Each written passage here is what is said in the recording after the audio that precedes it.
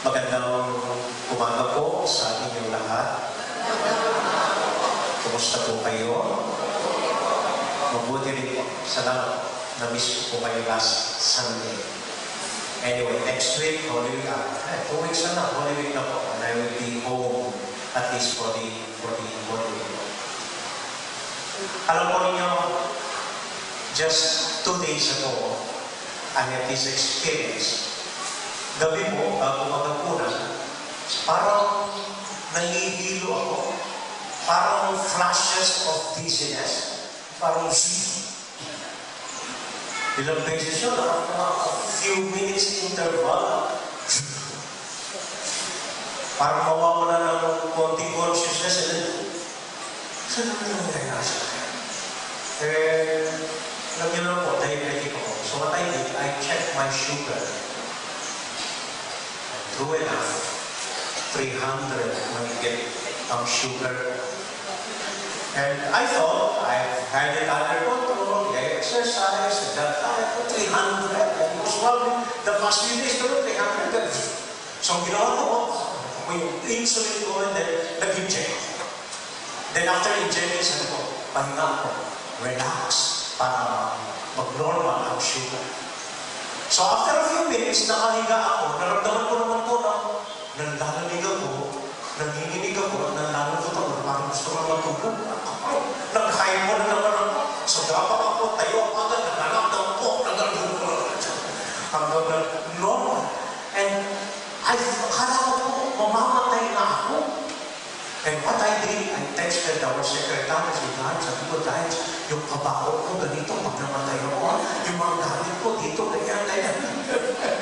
You know, some people have what they call a near-death, a death experience. Yung parang, halimbawa, na-aksidente, nag-50-50, halos mamatay ka, near-death experience ang tawag doon. May mga kaibigan naman po ako talagang nakanasan na nilang nakita nila face-to-face si kamatayan. Ilang kaibigan ko nagkwento na sa akin na nakita na nila yung katawan nila sa hospital, dumadaan sila sa maliwanag na lugar, tapos may nadidinig silang mga anghel na kumakanta sa kanila, and then bigla na, wait, gising. Sudden death experience. Pero yung karanasan ko, hindi near-death experience. Ang karanasan ko, tawag ko doon akala ko, mamamatay na ako. Now, why am I narrating this? Jesus, in today's Gospel, from John chapter 12, verse 28 to 30, hindi na po nakita, naamoy niya, namuhaan niya, nadidinig niya, nararamdaman niya, pinariringgan siya na ipapapatay na siya. He was aware of it, na may balak ang mga Hudyo dahil may skandalo na sa kanya, iba yung ginagawa niya, iba yung paraan niya, bawal magtrabaho, pag-aral ng sabat, nagpapagaling siya, tinatawag niya ang sarili niyang anak ng Diyos. So they were scandalized by him. Hindi siya matanggap. So biglang nilang isurrender siya sa mga Romano, at ang capital punishment ng mga Romano during that time is hanging on the cross. At ilalantad sa daan ng lubod-tubad habang inahabol ang hininga hanggang mamatay, nakabiling sa cross kung saan daan-daanan ng mga tao. Jesus knew that. Hindi lang siya ang pinako sa krus. Maraming mga criminal na pinapako sa krus ng panahon niya. So mas maraming nakakita na siya. So naaamoy na niya, alam na niya, nadidinig niya, nararamdaman niya, nakikita na malapit na siya ipapatay. And in that near-death experience, tatlo ang ginawa ni Jesus. One, nag-decision siya. He decided na haharapin ang kanyang nalalapit na pamamatay. So mamamatay siya, hindi dahil sa ipapapatay siya, kundi dahil tinanggap niya na ito ang plano ng Diyos sa kanya. So he decided that he will face death. Second, hinanap niya, kaya dun sa gospel, sabi niya, nag-isip siya, ano sasabihin ko, Father, save me from this death? No, sabi niya, I will face it. Haharapin ko ito, Ama, sabi niya. So he decided that he will face it. And then secondly, he discovered, he looked for his faith, hinanap niya ang kanyang pananampalataya, at nakita niya ang kanyang Ama. Nakita niya ang Diyos. Father, so that your name will be glorified because of this.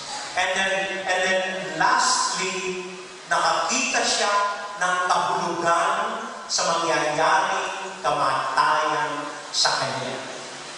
That if I will die like a seed, it will bear much fruit. That when I die, I will unite all people in one faith under one God. So at the face of death staring at him, nag-decision siya, nakaharapin niya. Nakita niya ang kanyang pananampalataya sa kanyang Diyos Ama. At nakakita siya ng kahulugan ng kanyang nalalapit na kamatayan. Hindi lang po ako at hindi lang ang mga naa-aksidente ang nakakaranas ng kamatayan. Tayong lahat sa araw-araw na buhay natin, madalas para tayong nakaharap kay kamatayan. Kapag may namatayan tayo, alam po niyo kagabi, may nakababatay. Puro dito sa likod. And then at the middle of the night, I suddenly heard a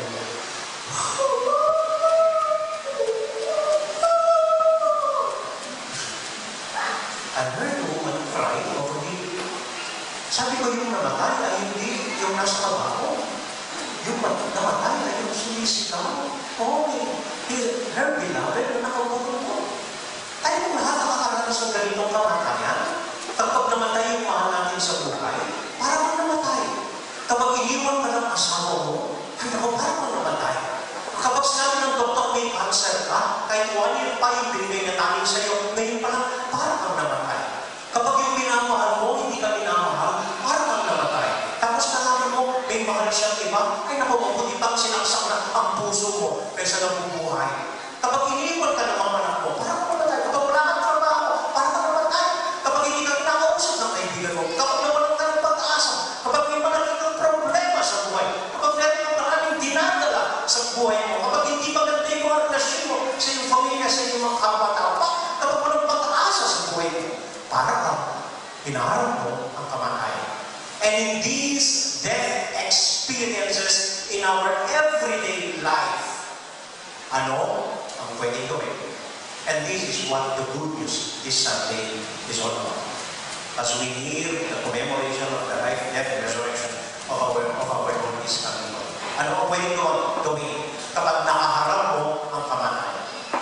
Katulad ni Jesus, tatlo po ang pwedeng gawin. One, pwede kang mag-desisyon. Na nangyayari ito dahil kay ayaw mo, but you could decide, like Jesus, on facing it and taking it. Okay? Alam po niyo, marami sa buhay natin na hindi natin control at hindi natin hawak. Isinilang ka sa ganitong pamilya, wala kang magagawa, hindi yung pamilya mo.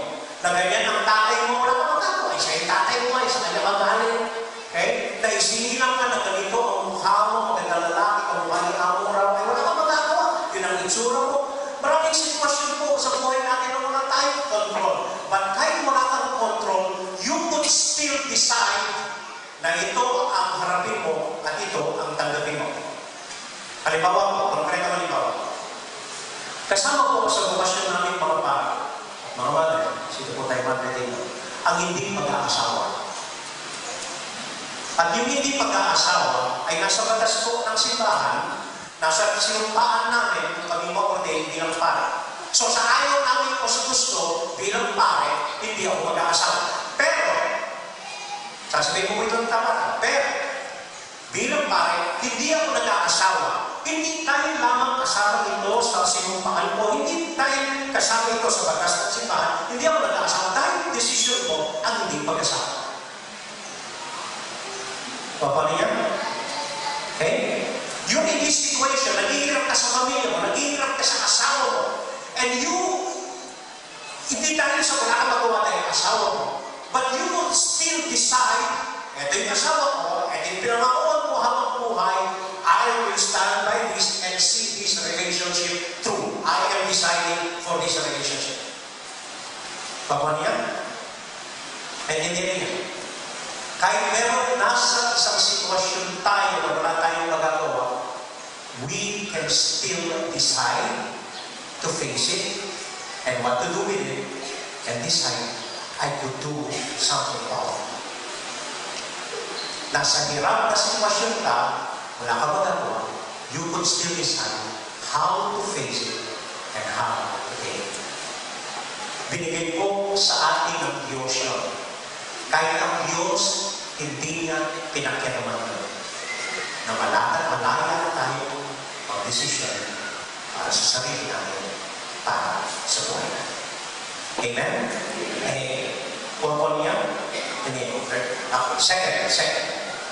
Sa harap ng kamatayan, nakilala ni Jesus at naranasan niya ang kanyang pananampalataya sa Diyos.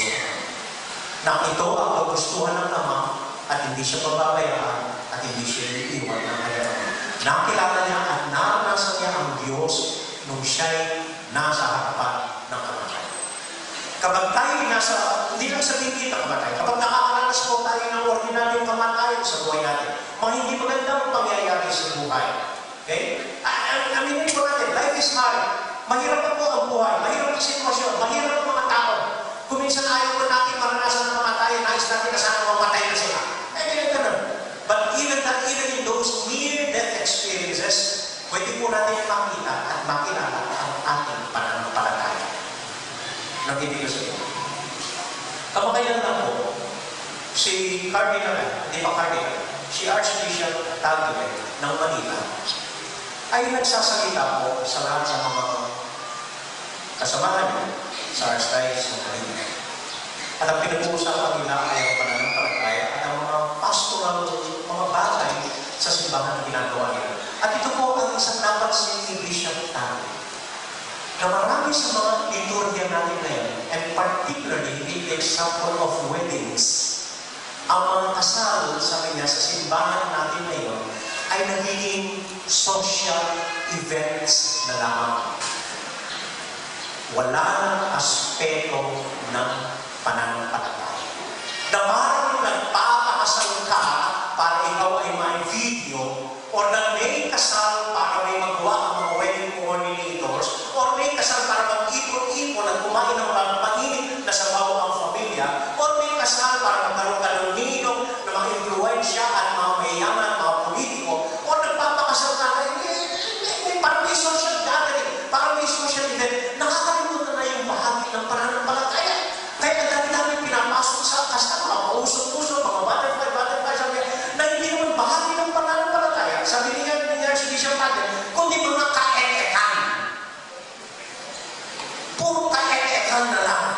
Dahil ito, usok-usok ng butterfly, parang na wala na yung bahagi ng pananampalataya sa mga liturgia natin. Alam? So sabi na, kahit sa buhay natin kuminsan, ganoon ang nangyayari. Kung gusto ninyo, dapat sa